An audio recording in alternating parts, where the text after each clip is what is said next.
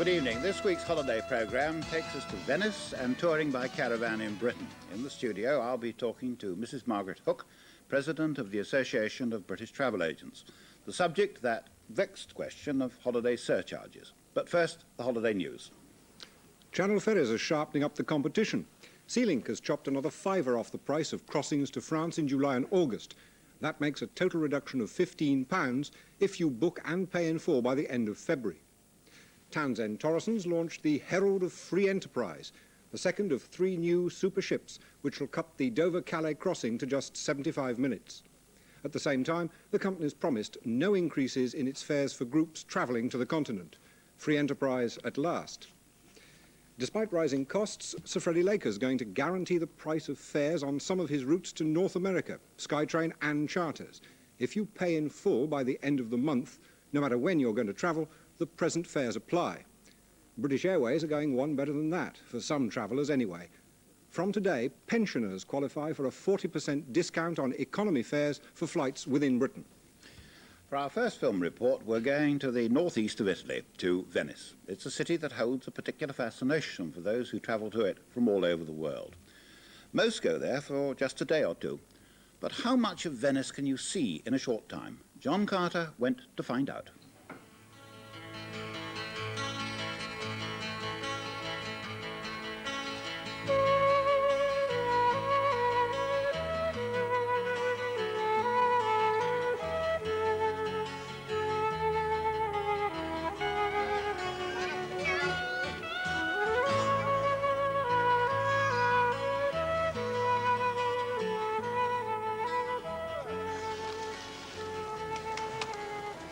Every city has its own character, its own elements which fuse to form a distinct pattern, unmatched, unique.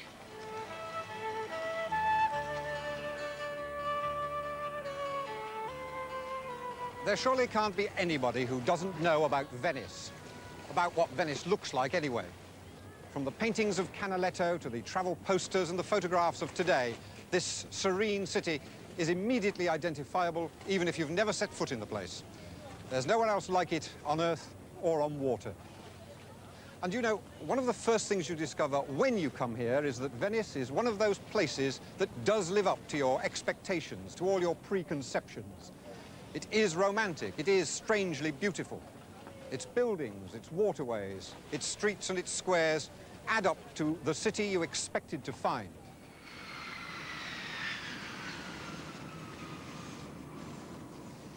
And on your arrival at the airport, as you collect your luggage and walk a few yards, that adding up of impressions, the mathematics of familiarity, begins. It happens when you make that transition from wings to water. The lagoon, a green and murky introduction to Venice, but providing what's surely the easiest and most dramatic of transfers from any airport, speeding you, by the back door as it were, right into the heart of the serene city.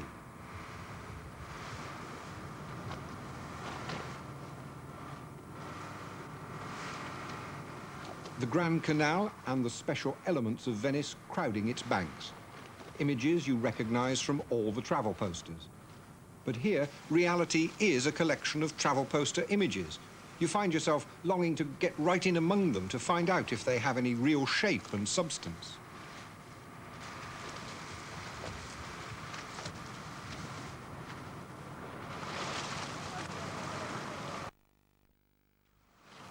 And here's where you do get right in amongst it all.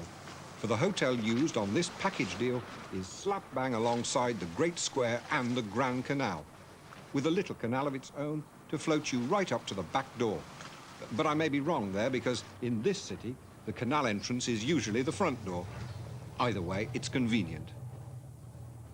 In a town where deliveries are made by barge and all the taxis are speedboats, it's also essential.